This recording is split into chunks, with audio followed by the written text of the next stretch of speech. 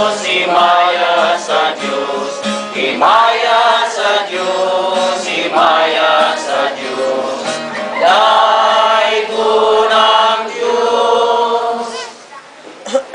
Ang Ginoo manaakan ninyo. Pagbasa gikan sa santos nga ebanghelyo sumala ni San Juan. Himayaon ka, O Ginoo. Miingon si Jesus ngadto sa iyang mga tinud-an.